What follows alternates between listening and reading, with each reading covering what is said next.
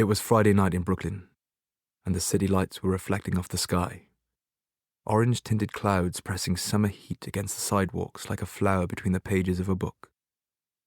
Magnus walked the floor of his loft apartment alone and wondered, with what amounted to only mild interest, if he was about to be stood up. Being asked out by a shadow hunter had been among the top 10 strangest and most unexpected things that had ever happened to Magnus, and Magnus had always endeavoured to live a very unexpected life. He had surprised himself by agreeing. This past Tuesday had been a dull day at home with the cat, and an inventory list that included horned toads. Then, Alec Lightwood, eldest son of the shadow hunters who ran the New York Institute, had turned up on Magnus's doorstep, thanked him for saving his life, and asked him out, while turning 15 shades between puce and mauve.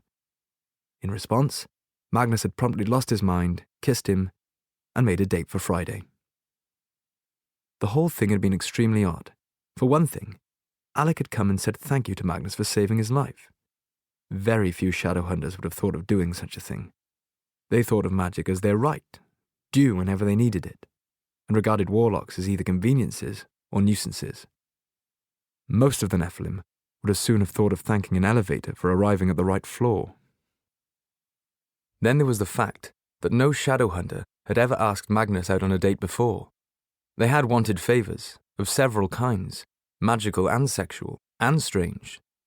None of them had wanted to spend time with him, go out to a movie and share popcorn. He wasn't even sure shadow hunters watched movies. It was such a simple thing, such a straightforward request.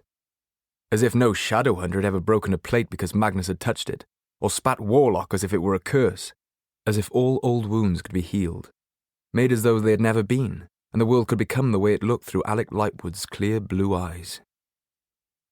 At the time, Magnus had said yes because he wanted to say yes. It was quite possible, however, that he had said yes because he was an idiot. After all, Magnus had to keep reminding himself Alec wasn't even all that into Magnus. He was simply responding to the only male attention he'd ever had.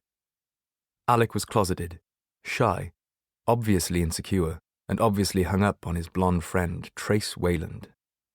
Magnus was fairly certain that was the name. But Wayland had reminded Magnus, inexplicably, of Will Herondale, and Magnus didn't want to think about Will.